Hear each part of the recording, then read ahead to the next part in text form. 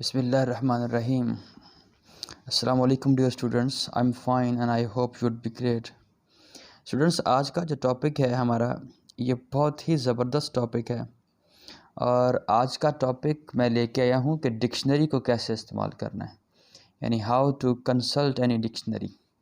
ये मेरे पास चंद डिक्शनरीज़ हैं, उनमें से मैं आपको 2 डिक्शनरीज़ रिकमेंड करूँगा कि जो ऑथेंटिक हैं और जिसमें आपको जब आप उसमें कोई वर्ड देखेंगे तो आपको उसका क्लियर मीनिंग पता चल सकता है।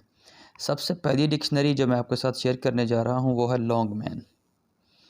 ये देखें जी, लॉन्गमैन डिक्शनरी है, ये खुली हुई है पहले से ही। आज वैसे मैं इस डिक्शनरी के इस्तेमाल के या समझाते वक्त मैं आपको 2 चीज़ें आपके साथ डिस्कस करूँगा जो ग्रामर में अक्सर बड़ी कंफ्यूजिंग हैं। वो है each other and one and other का यूज़। ये आपको पता है कि इनको रेसिप्रोकल प्रोनाउंस कहते हैं। यानी रेसिप्रोकल प्रोनाउंस का इसकी जो करैक्टरिस्टिक है वो ये है कि ये रेसिप्रोकेट करते हैं। ये रेसिप्रोकल जो वर्ड है वैसे ये साइंस में भी इस्तेमाल होता है और मैथमेटिक्स में भी इस्तेमाल होता है। तो अगर हम इसको इंग्लिश ग्रामर में देखें तो इसे ईच अदर और वन एंड अदर को, इनको हम रेसिप्रोकल प्रोनाउंस कहते हैं, चूँकि ये रेसिप्रोकेट करते हैं। यानी मैं आपको इसमें हम पहले लफ्ज़ लिखते हैं जी, ईच अदर लिखते हैं जिसमें लफ्ज़ पहला, चूँकि आज का इस्तेमाल जो है वो हमारा ईच अदर और वन एंड अदर का डिफरेंस भी है, जो अक्सर एक बड़ी लड़ाई रहती है टीचर्स के यहाँ और स्टूडेंट्स के यहाँ कि ईच अदर कहाँ पे इस्तेमाल होता है और वन एंड अदर कहाँ पे इस्तेमाल होता है। एक तो ये इस्तेमाल समझाते वक्त मैं डिक्शनरी का यूज़ भी समझाऊंगा कि डिक्शनरी कैसे यूज़ करनी होती है, और दूसरे नंबर पे ये वाला जो इशू है ये भी आज सॉल्व हो जाएगा इंशाल्लाह। बस आप वीडियो को पूरा देखें ताकि आपको मुकम्मल इससे रिलेटेड जानकारी मिल सके। मैंने लिखा जी ईच अदर, तो डिक्शनरी ने बता दिया कि प्रोनाउन। ये डिक्शनरी है लॉन्गमैन कंटेम्प्रेरी डिक्शनरी। लॉन्गमैन की डिक्शनरी ये एक मोतबर और ऑथेंटिक डिक्शनरी है। आपके मोबाइल में ये डिक्शनरी होनी चाहिए। देखें, अगर आजकल क्या होता है कि स्टूडेंट्स के मोबाइल में हर तरह की गेम्स होती हैं, पबजी होती है, उसमें पता नहीं कौन कौन सी गेम्स होती हैं, लेकिन स्टूडेंट के मोबाइल में अगर पूछें कि डिक्शनरी कौन सी है तो डिक्शनरी कोई नहीं उसने की होती। भाई, अगर आपके मोबाइल में सैकड़ों और हज़ारों फ़ोटोज़ हो सकती हैं और टिकटॉक के वीडियोस हो सकती हैं, तो 1-2 अच्छी डिक्शनरीज़ क्यों नहीं हो सकती? ये भी आपको डाउनलोड करके रखनी चाहिए प्ले स्टोर से। तो ये पहला वर्ड है जी ईच अदर, इसका ग्रामेटिकल स्टेटस है प्रोनाउन। ठीक है, तो इसको देखें ज़रा। वो कहता है कि pronoun not used as the subject of a sentence. एक उसने रिस्ट्रिक्शन स्टार्ट में लगा दी है। अच्छी डिक्शनरी का यही कमाल होता है कि वो हर चीज़ के रिलेटेड आपको गाइड करती है। वो कहता है कि ये सब्जेक्ट के तौर पे इस्तेमाल नहीं हो सकता। इसमें आप क्या करो, यानी ईच अदर को स्टार्ट में रख के सब्जेक्ट की जगह पे आप इस्तेमाल नहीं कर सकते। जैसे आप बाकी प्रोनाउंस इस्तेमाल कर सकते हो, स्टार्ट में रख के आई कर सकते हो, वी कर सकते हो, यू कर सकते हो, दे कर सकते हो, एट्सट्रा। कोई भी आप इसमें यूज़ कर लें, प्रोनाउन आप इसमें इस्तेमाल कर सकते हैं, लेकिन ईच अदर को आप इस्तेमाल नहीं कर सकते। वो कहता है कि each other used to show that each of 2 or more people, यानी 2 लोग या फिर इससे ज़्यादा लोगों में से हर एक does something to the other or others, किसी दूसरे के साथ कुछ करता है या कोई दूसरे लोगों के साथ कुछ करता है, और has the same relationship with them, और उनके साथ सेम रिलेशनशिप रखता है। देखें आप, इसमें क्या हुआ कि रेसिप्रोकेट किया उसने। अब ज़रा देखें कि आपको ये जो लिखा हुआ है ना, pronoun not used as the subject of a sentence, इसके बाद एक माइक का निशान बना हुआ है। यानी ये वीडियो जो है, ये जो डिक्शनरी है, ये आपको ऑडियो भी वर्ड प्रोनाउंस करके बताती है, तो आपको तलफ़्फ़ुज़ के मामले में इशू नहीं होता। कि आजकल अगर देखें स्टूडेंट्स का ये बहुत बड़ा इशू है कि चंद सतरें उन्हें पढ़ने के लिए कहें तो उनसे नहीं पढ़ी जाती, वो गलत लफ्ज़ प्रोनाउंस करते हैं। तो इससे आपकी ये वाली मुश्किल भी हल हो सकती है। तो पहला फ़िक्रा देखें, कहता है जॉर्ज एंड हिज अंकल 2 लोग हैं, हेट ईच अदर, एक दूसरे से हेट करते हैं। जैसे उसने डेफिनेशन में ऊपर कहा था कि use to show that each of 2। अब ये 2 की एग्जांपल है, ईच ऑफ 2, यानी George and his uncle hate each other, यानी जॉर्ज उसके अंकल को से नफरत करता है और उसका अंकल जो उसके साथ नफरत करता है। तो देखा यह है रेसिप्रोकल प्रोसेस, ये रेसिप्रोकेट किया इसने। दूसरा फिक्रा देखेंगे, द टू किड्स, अब फिर दो की बात हो रही है, played happily with each other, एक दूसरे के साथ बड़ी खुशी के साथ खेले। अब जो दो किड्स थे, चिल्ड्रन थे, बच्चे थे, बेबीज थे, एक दूसरे के साथ और दूसरा पहले के साथ एक दूसरे के साथ खेले। फिर तीसरी एग्जांपल देखें, it's normal for people to ignore each other, ये लोगों के लिए नॉर्मल है कि वो एक दूसरे को इग्नोर करें। अब ये जो पीपल की इसने बात की है, ये ऐसा थोड़ी है कि दो ही बस लोग होते हैं, 3 4 या 5 या 10 20 हों तो वो लोग नहीं होते। तो दो हों या दो से ज़्यादा हों तो हम उन्हें लोग ही कहते हैं। ये वो जो एग्जाम्पल है ऊपर जो उसने डिफाइन किया, each of two or more people वाली जो बात है, ये मोर पीपल वाले ज़ुमरे में आ गई बात के। तीसरी एग्जाम्पल में वो क्या कहता है कि it's normal for people to ignore each other. अब लोग ज़्यादा हैं, दो से तो ज़्यादा ही हैं इन एन एलिवेटर। अब एलिवेटर में जब आपको पता है कि लिफ्ट में दो लोग हों या 3 हों, 4 हों, 5 हों, 10 हों, तो वो एक दूसरे को क्या करते हैं, वो इग्नोर करते हैं। ठीक है जी। आखिरी सेंटेंस इस हवाले से देखें, we sit next to each other in class, class में हम एक दूसरे से मतलब उसके साथ ही बैठते हैं, sit next to each other. ठीक है जी। अब वी जो है और क्लास है, एक तो दो बच्चों की क्लास नहीं होती, डेफिनेटली दो से ज़्यादा लोग होंगे, लेकिन आपने देखा कि ईच अदर दो के लिए भी इस्तेमाल हो रहा है और दो से ज़्यादा लोगों के लिए भी इस्तेमाल हो रहा है। एक तो यहाँ पे एक चीज़ आपको ज़हन में रखनी चाहिए कि ये जो एक कॉन्सेप्ट है हमारे यहाँ पाया जाता है कि ईच अदर जी दो लोगों के लिए इस्तेमाल होता है, और जो वन एंड अदर है ये दो लोगों से ज़्यादा लोगों के लिए इस्तेमाल होता है, ये ज़्यादा चीज़ों के लिए इस्तेमाल होता है। तो ये कॉन्सेप्ट सिरे से ही गलत है, ये बातिल है, ये सही बात नहीं है। इसकी मैंने एग्जाम्पल आपको लॉन्गमैन डिक्शनरी से दिखा दिया। फिर वो कहता है कि see also be at each others throat at throat, मतलब ये है कि आप जो लफ्ज़ थ्रोट है इसको डिक्शनरी में निकाल के be at each others throat का मतलब निकाल के देख लो, उधर इसका मतलब कोई और है। यानी आप कह सकते हैं कि एक इडियोमेटिक सा होगा ये वाला स्टाइल, ये वाला एक्सप्रेशन। तो एक ईडियम बनता है ईच अदर से, एक ईडियम भी बनता है लफ्ज़ थ्रोट साथ लग के। तो ये हम कहाँ से देखें, आप लफ्ज़ थ्रोट जो है वो लिखो डिक्शनरी में, तो इसके बाद आपको अंदाज़ा हो जाएगा। हम अभी निकाल के पहले थ्रोट को लिख के हम देखते हैं कि क्या be at each other's throats से कोई ईडियम बनता है या नहीं बनता। फिर मैं यही ईच अदर खोल के इससे आगे जो इसका यूसेज समझाया हुआ है ये वाला नीचे ईच अदर और वन अनदर का, इसके ऊपर डिस्कशन करता हूँ जी, ताकि और चीज़ वाजे हो जाए। और मैं साबित करूँगा आज आप इंशाल्लाह कि ईच अदर और वन अनदर में क्या कोई फ़र्क है कि नहीं है। और वो जो एक बहस चलती है कि ईच अदर दो लोगों के लिए और वन अनदर जी दो से ज़्यादा लोगों के लिए, ये सही बात है या गलत बात है, आज ये आपको साबित करते हैं जी। हम पीछे जाते हैं जी डिक्शनरी में और जाकर थ्रोट लिखते हैं जी। इधर हमने लिखना है थ्रोट, THROAT, थ्रोट।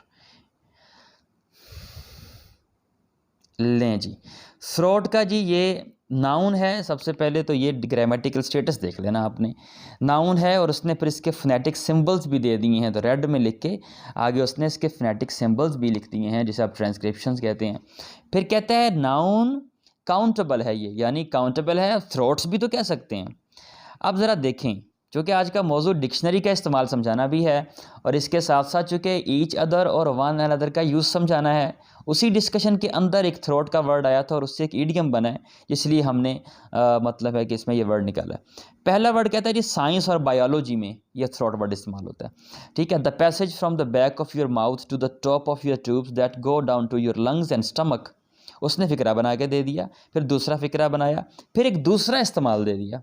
यानी थ्रोट का एक इस्तेमाल तो साइंस और बायोलॉजी में वो वाला है, उसकी दो एग्जांपल्स। फिर वो कहता है the front of your neck, इसे भी आप थ्रोट के ज़ुमरे में लेके आएंगे। इस दूसरे शेड के हवाले से उसने एक और एग्जांपल दे दी है। अब इसका तीसरा जो है फोर्स या फिर ram something down somebody's throat, कहता है इनफॉर्मल डिसअप्रूविंग है, ये इनफॉर्मल है। अब देखें इसको डिफाइन करता है, कहता है to force someone to accept और listen to your ideas and opinions, किसी को आप फोर्स करें कि वो एक्सेप्ट करे या फिर सुने आपके आइडियाज़ और ओपिनियंस। एक एग्जांपल दे दी उसने, I don't like people forcing their politics down my throat. ये बहुत अच्छा इस्तेमाल है, आप अपने बोलने में इस्तेमाल भी कर सकते हैं, अपने स्पोकन में।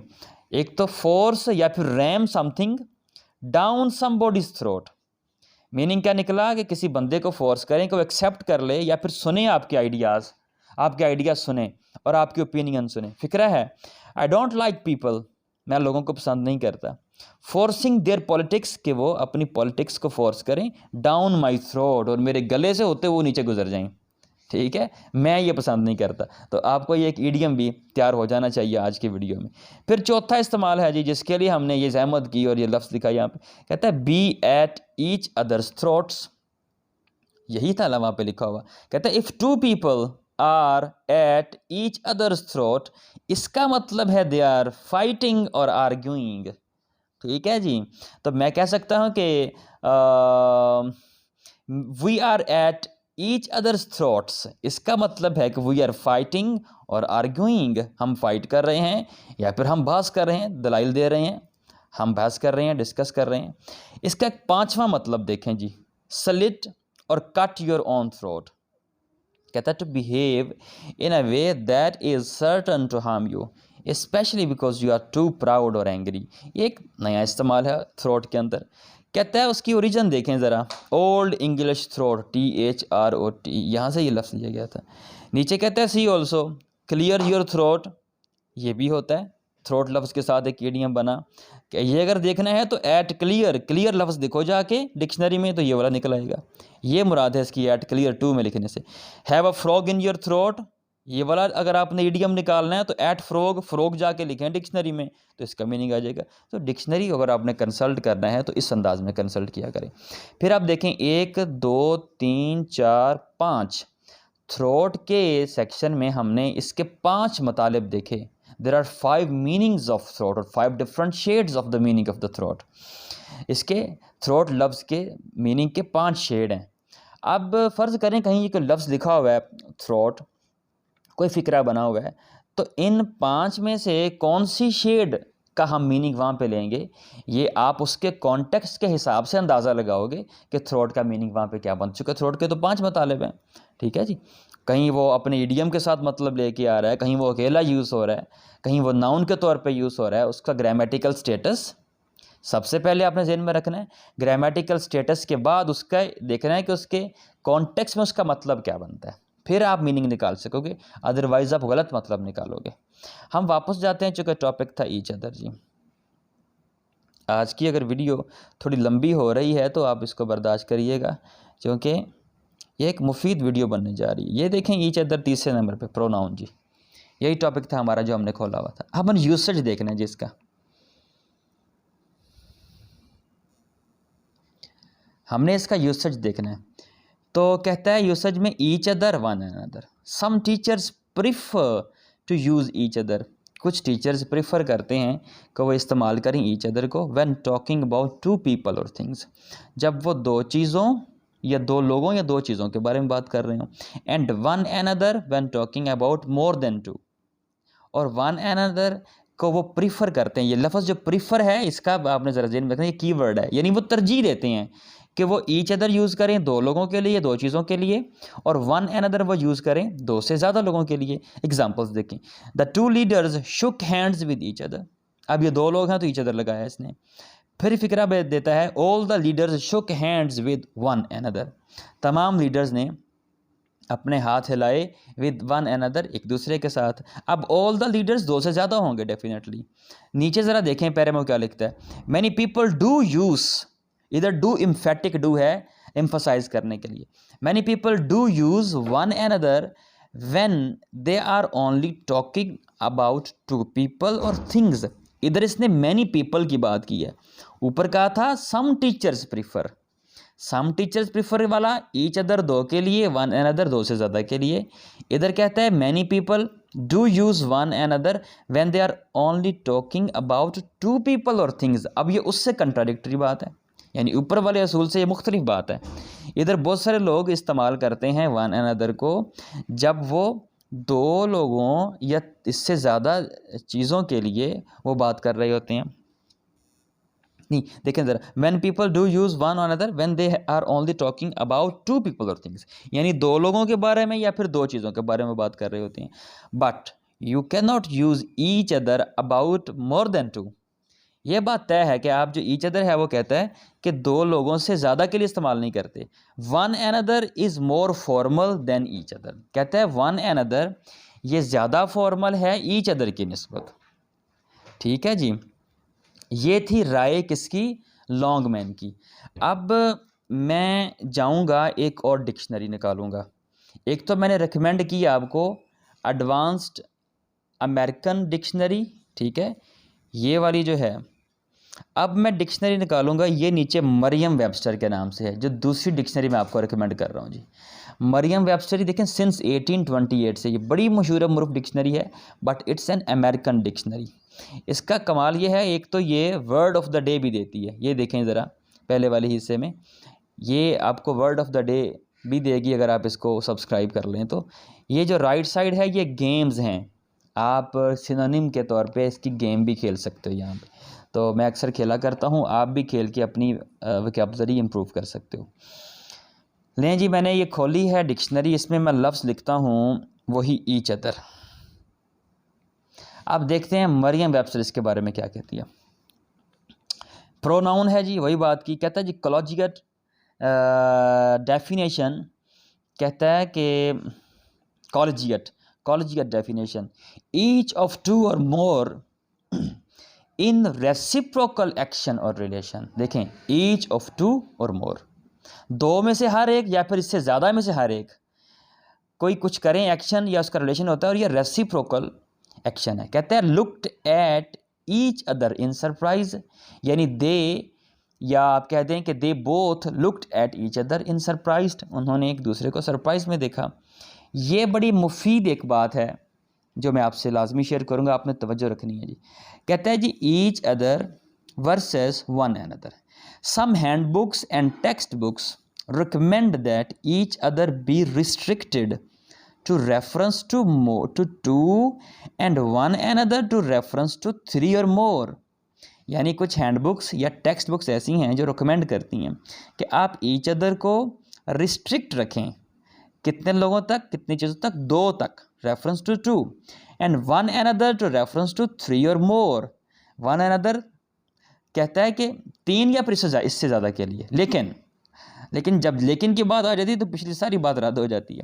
कहता है the distinction while neat is not observed in actual usage, लेकिन एक्चुअल यूसेज में ऐसा नहीं नजर आता। कहता है each other and one another are used interchangeably by good writers, अच्छे जो राइटर्स हैं वो ईच अदर भी यूज़ कर लेते हैं, वन अनदर भी यूज़ कर लेते हैं।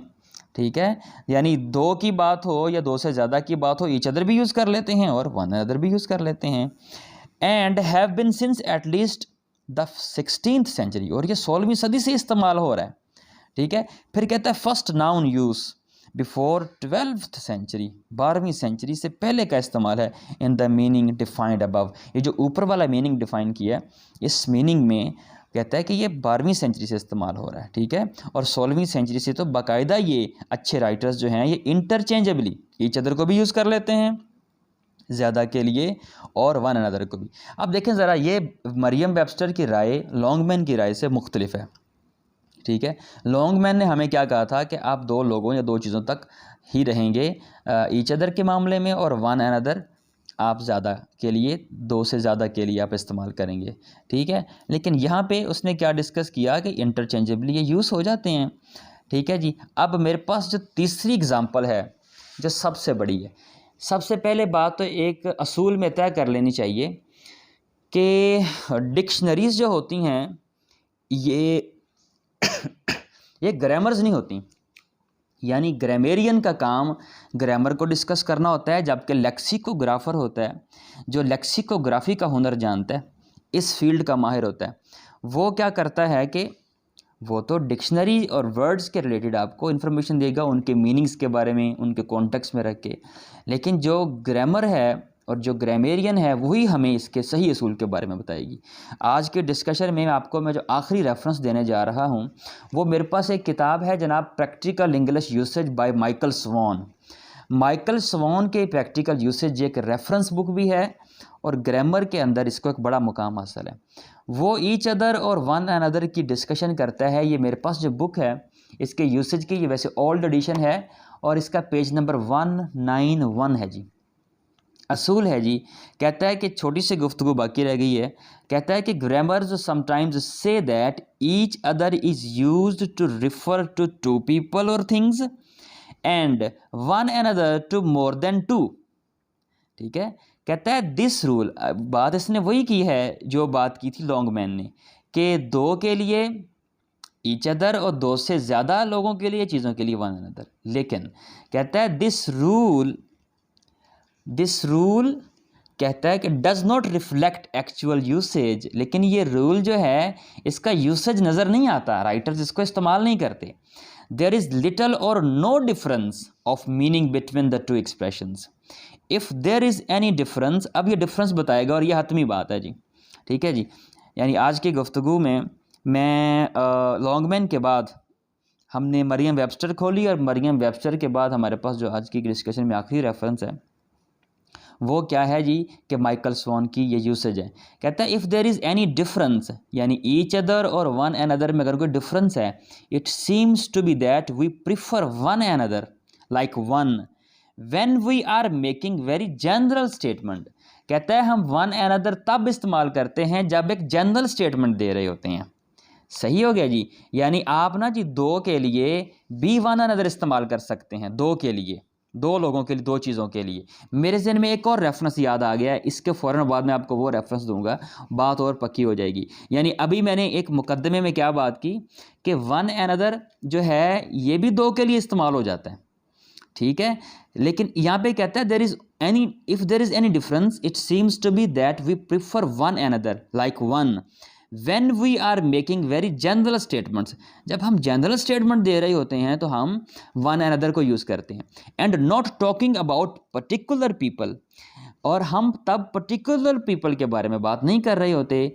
जब हम पर्टिकुलर लोगों के बारे में बात करेंगे तब हम ईच अदर यूज़ करेंगे, जब हम जनरल डिस्कशन करेंगे तब हम वन एन अदर यूज़ करेंगे।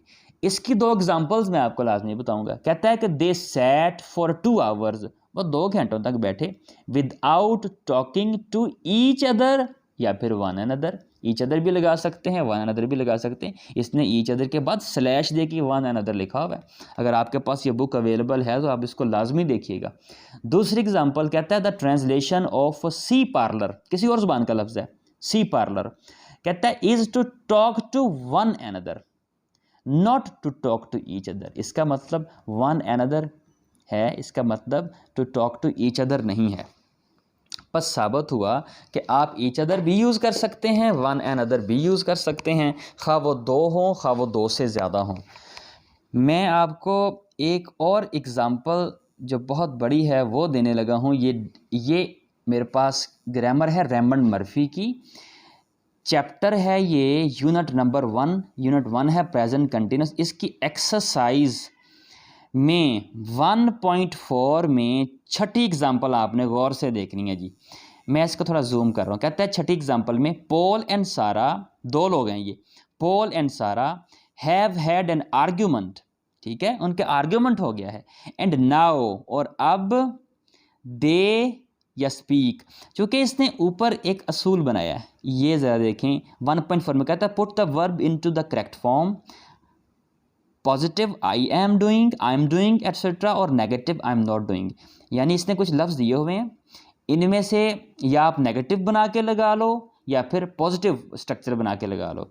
अब छठी एग्जाम्पल में हम पढ़ रहे थे कि पॉल एंड सारा have had an argument and now they और स्पीक, ये दो लफ्ज़ दिए हैं इसने। अब हम इसका नेगेटिव भी बना सकते हैं, इंट्रोगेटिव भी बना सकते हैं। हम कर देते हैं, अब ये दे है, गौर करना आपने, ये जो दे है प्रोनाउन, ये प्रोनाउन क्या पॉल और सारा के लिए इस्तेमाल नहीं हुआ? पॉल और सारा दो लोग हैं ना जी, तो दो लोगों के लिए प्रोनाउन यूज़ हो गया दे। हम कर देते हैं दे आर स्पीकिंग या दे आर नॉट स्पीकिंग। चूँकि आर्गूमेंट हुआ है तो हम कर देते हैं they are not speaking to one N other.